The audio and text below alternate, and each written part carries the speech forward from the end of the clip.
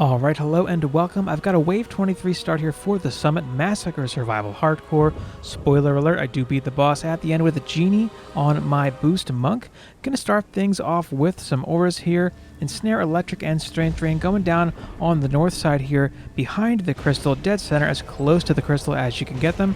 And then we're going to go back and drop a healing aura. I end up moving this. The idea with this healing aura is that it touches a buff beam and it covers all of the crystals as well as the tower stack that's going to go down back here. Next up, an Ensnare and Electric aura on this barrel, and I'm going to strip some gear off here to put the Strength Drain down. Putting it here is going to help it survive the waves much better. It's going to drain much more slowly, and you won't have to repair it mid-wave if it's here versus on the barrel. If you have to remove rune power points to make this happen, don't forget to put them back in before you proceed. Next up, we're going to head over to the southeast and southwest corners of the castle to drop a gas trap and ensnare aura. This is going to permanently stall the copters that come in on these corners, and it's also going to help deal with the flyers that come in on these flyer lanes. This build is off of the planner posted by iTysonKK, generally goes by Tyson, on the planner with some changes from Eeyore Prime. There are two versions of Tyson's build posted on the planner. I'll have both linked in the description. I used some of Eeyore Prime's changes for this build, but a lot of it is much like the original build posted by Tyson. Next up, we're going to have some Inferno and gas traps posted up here. I like to put the Inferno out first and then the gas trap right behind it. I like them on those little posts to make them more visible for upgrades. Next up, we've got some 5DU EV walls going down here. The first is going to be on the north side of this crystal across these two torches. Double check this one to make sure it's 5DU. Sometimes you can drop a 4DU without realizing it. And then we can drag another wall down and away from it across the east side of the north crystal. And the same thing for the west side. Make sure they're slanted a little bit away from the crystal to make sure any ogres that spawn in on the north or east side can't cleave the crystal, essentially. And then we've got a 60 buff beam stretching across the north wall here. It can be a bit toward the crystal from the north wall to make sure it hits the east and northwest walls as well. And then generally I'll max that out, and then 2 upgrades each on the Inferno traps, the Electric aura, and Strength Drain. Just to reiterate, that buff beam should be hitting all of the traps, the auras, as well as all 3 walls. That aura stack doesn't really take much heat, so don't sweat having to repair that mid-wave, but that north wall will take quite a beating.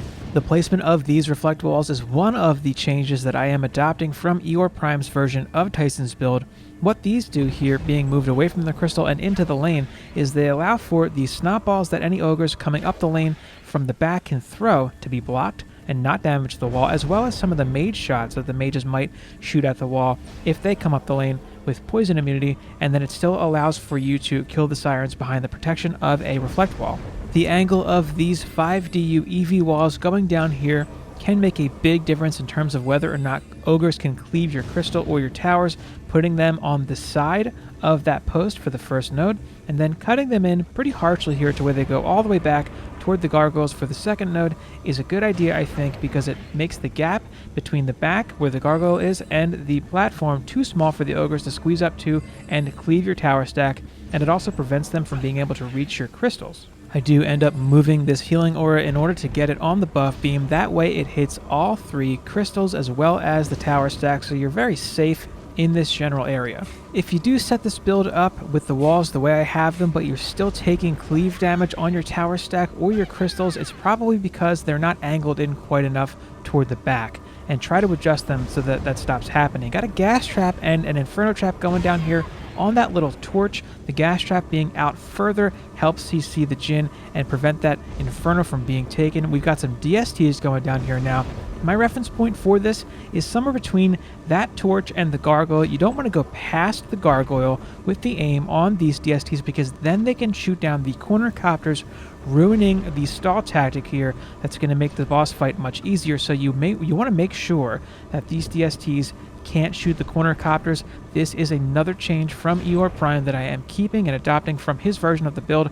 This DST layout, I think, is better in terms of keeping the stack at a smaller profile to prevent it from being cleaved by ogres that may come up the stairs. An easy and safe reference point is to line them up with that third torch on the side, but anywhere between the gargoyle and that torch is going to be fine. For the final 2 DU, we're going to have some EV walls going down here to help protect our DST stack from projectiles. Not only will these DSTs be taking out all of the nightmare enemies on the north side of the map, but they'll also be helping us out quite a bit with damage during the boss fight. I wanted to show that I'm doing this with a 203 Draketooth from campaign and that I didn't need one from here to be able to do it solo. It's very doable with a campaign weapon on your monk. Don't sweat it too much. Something north of 200 is probably going to be optimal. Going to max out the buff beam here, and then we can drop 3 levels on the Strength Drain, Inferno Trap, and Electric Ore to help out with the damage back here. You'll notice that the Inferno Trap and Gas Trap are both on the buff beam as well. That's exactly why they're placed on that torch. With the remaining mana, I like to put 2 levels each into the DST stack here, and then I will drop a level up on the north wall just because it does take quite a beating, and adding a level up does allow me to forget about it a little bit. Also a level on the healing ore, because why not? Next up, we've got a wave 1 start. Feel free to skip to 9 minutes and 19 seconds if you're not interested. For wave 1, I think it's a good idea to start with the ore stacks on the north and south, and then the first 2 DSTs, the 2 center DSTs in our DST stack, one facing east and one facing west. That's going to trivialize most of wave 1. Wave 1 is very easy to complete. There's not many enemies and they're pretty weak by comparison to the later waves.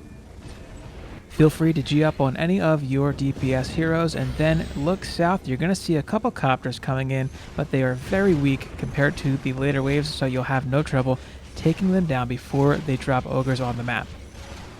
For wave 2, I'm dropping the walls, the next 2 DSTs, and the gas and inferno traps that are going to damage the enemies in the lanes.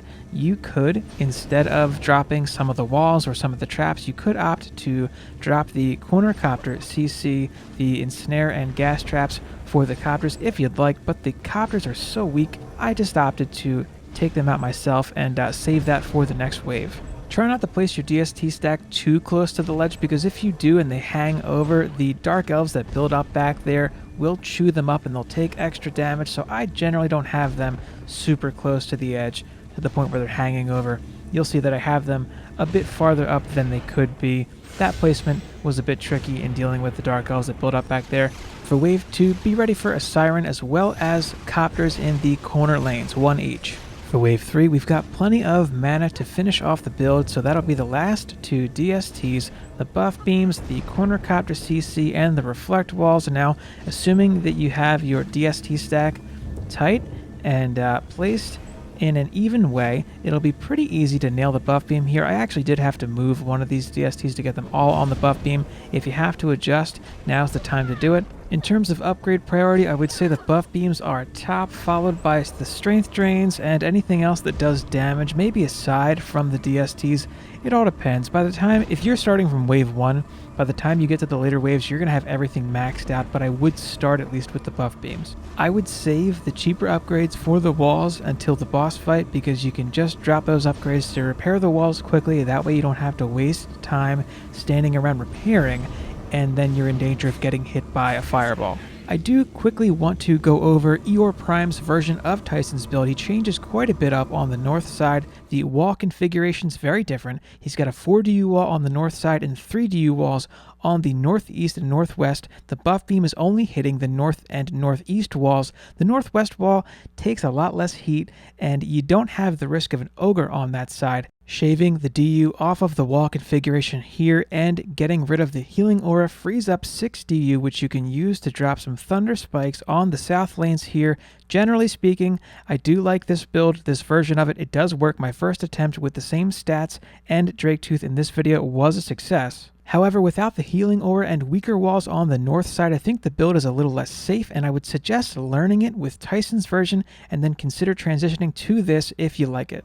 Alright, back at wave 23 here, I'm going to G up and immediately turn around and start dealing with the south copters. Once these 2 south copters are down, the corner copters come in, get stalled out, and then no more copters for another 5 minutes. You'll want to check your overlay map here.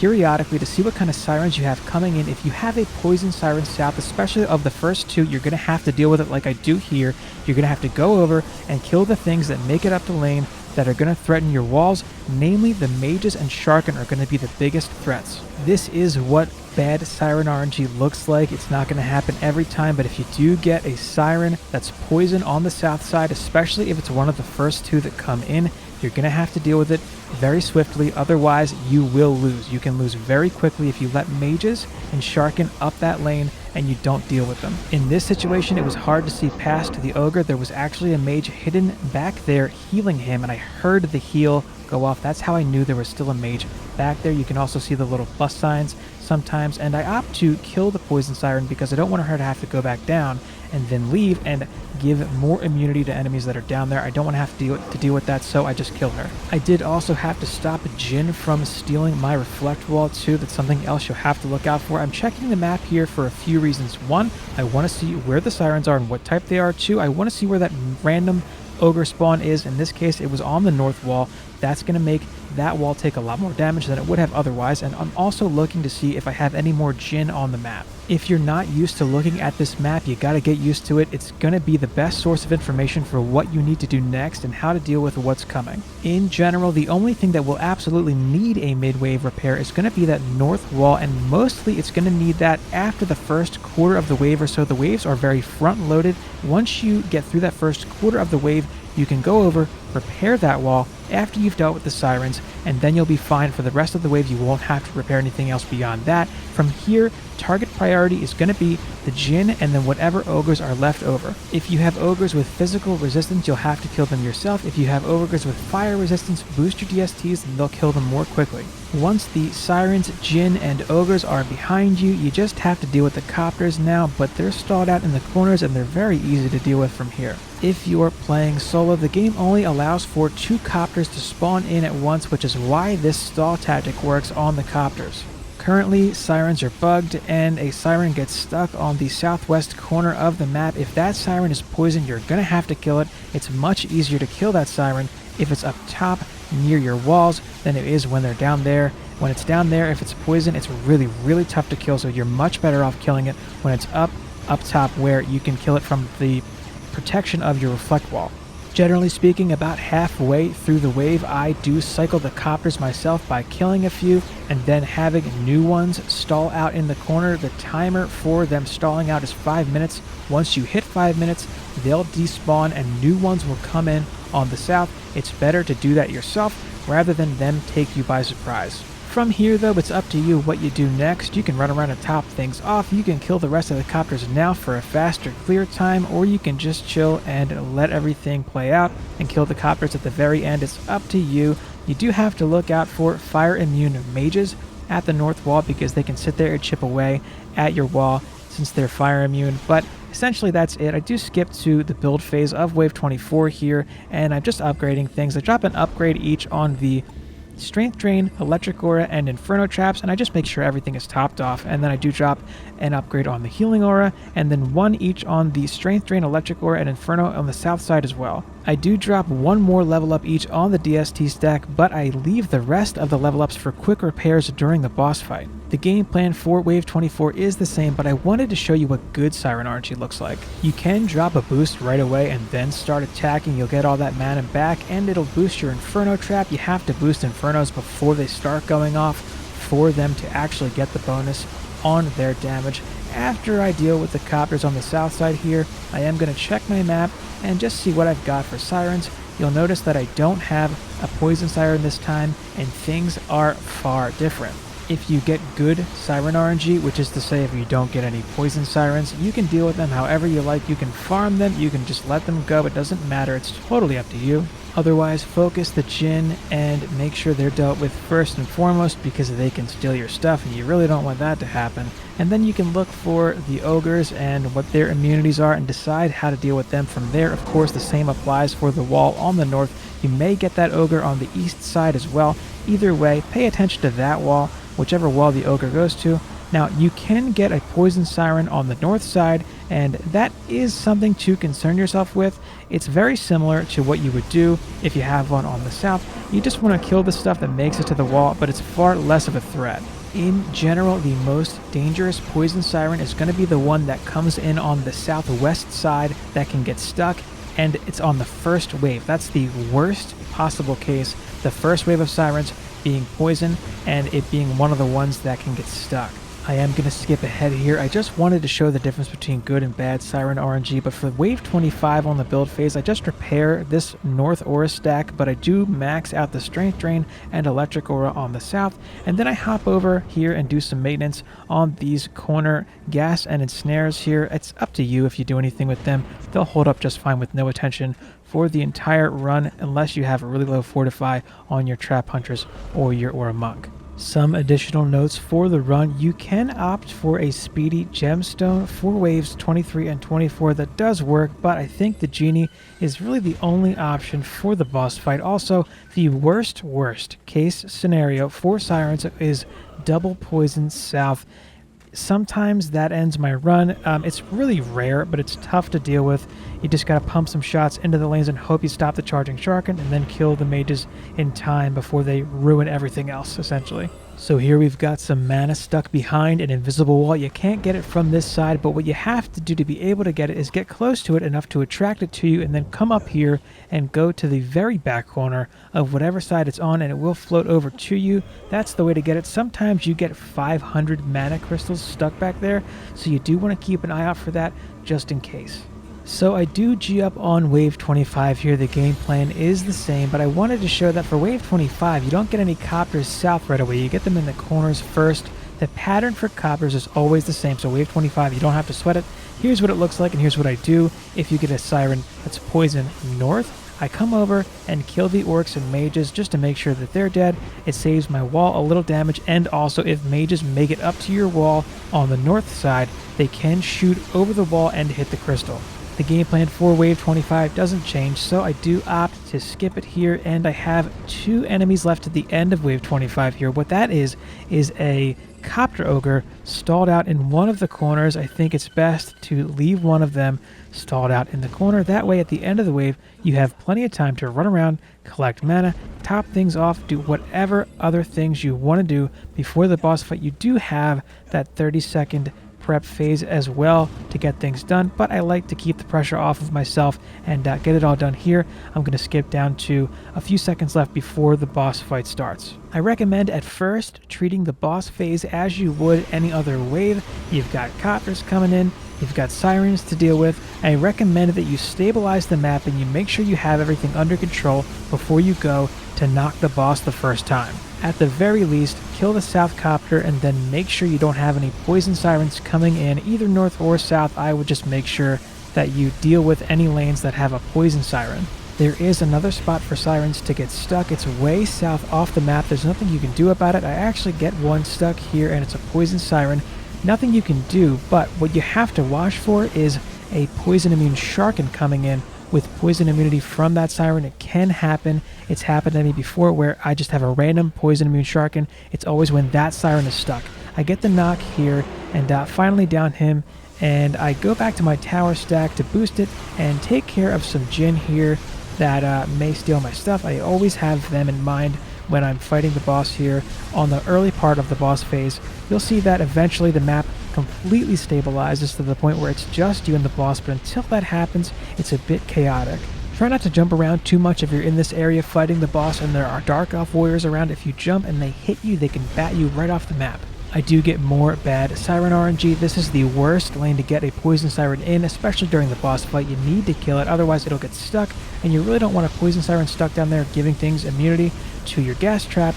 And I do time my jumps over these fireballs with the sound of them being fired at me, and there's a bit of a rhythm to it. You can hear him shooting the fireballs at you, and then you can time your jumps accordingly. You'll pick up little things like that the more you run this. It just takes practice. Getting better at this map is just about running it more and more, and you'll get wins here if you get better with movement and map awareness. It's less about the build itself and more about how well you execute. There are a number of reasons why I wanted to show this run in particular for this video. Here's one of them. I end up taking 2 kobolds to the face there. That wasn't part of the plan, but if I didn't have so much HP, I would have died there. So that's another reason why I think stacking vitality as much as you can is the move. Don't sweat stacking boost. Vitality is the way to go. Here I run around and just drop an upgrade on all of my walls. That way I know they're all full HP and I can kind of forget about them for a while.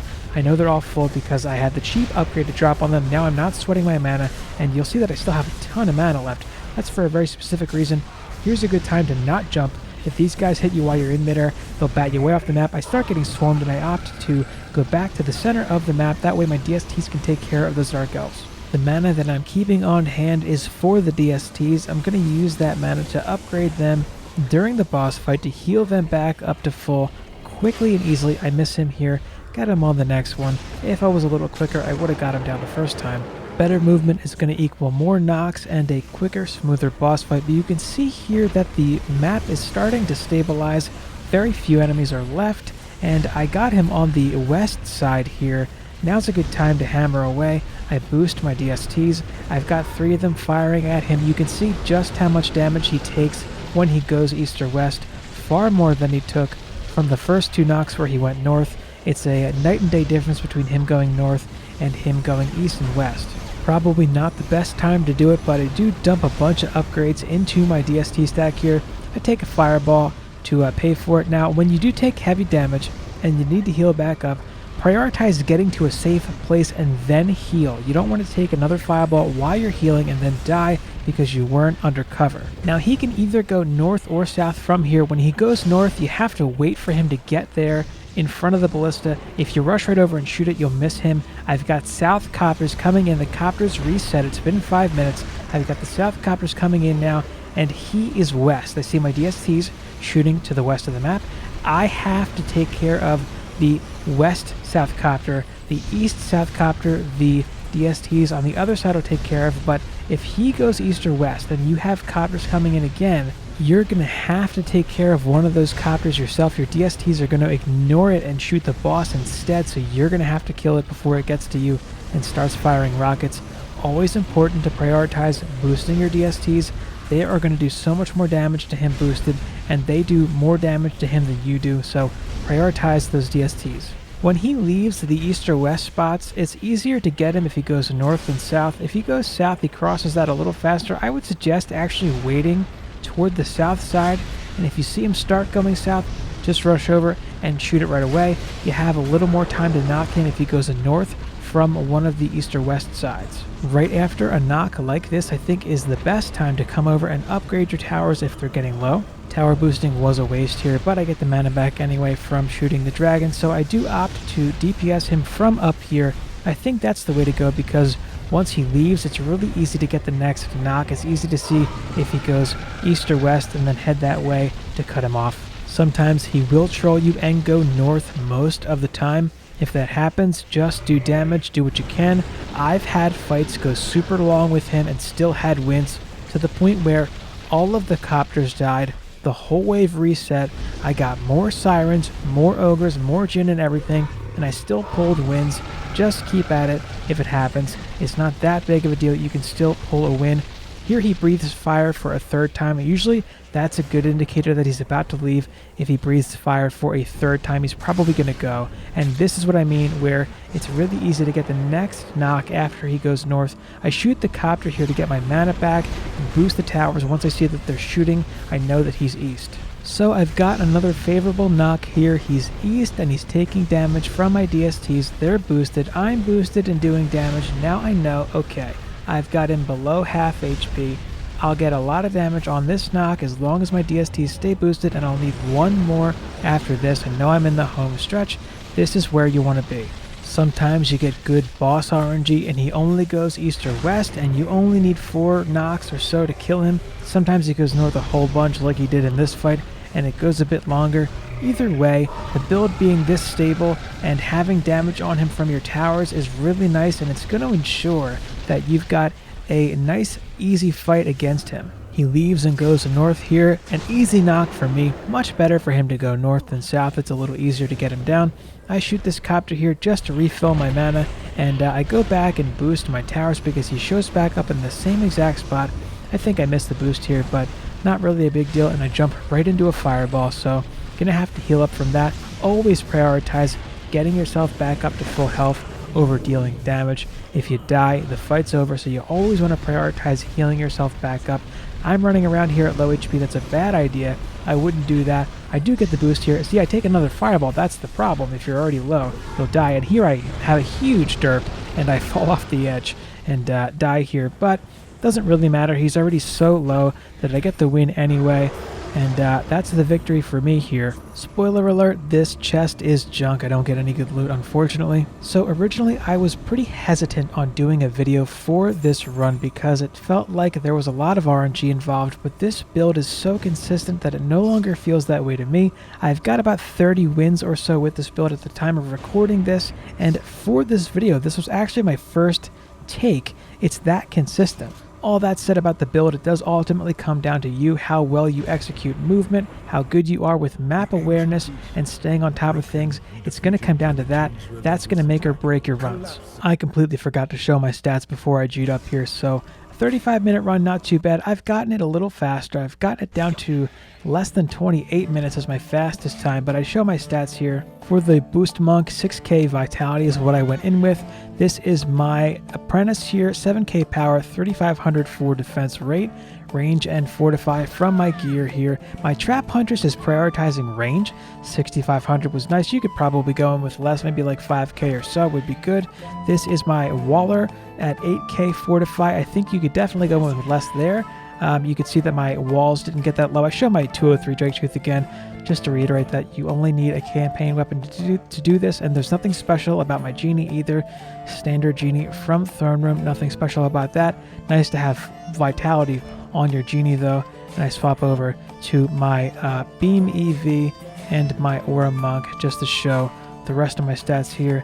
The Aura Monk sitting at the Beam EV sitting at 7,000 power and 3906 for fortify to max out the armor from the beam, and 5k power and range on my Aura Monk. I think 4k power would be enough. You could definitely go lighter here. That's another look at the Drake Tooth that I got. No projectiles, but apparently that's a bug and they're going to fix that, so hang on to these Drake Tooths if you get them.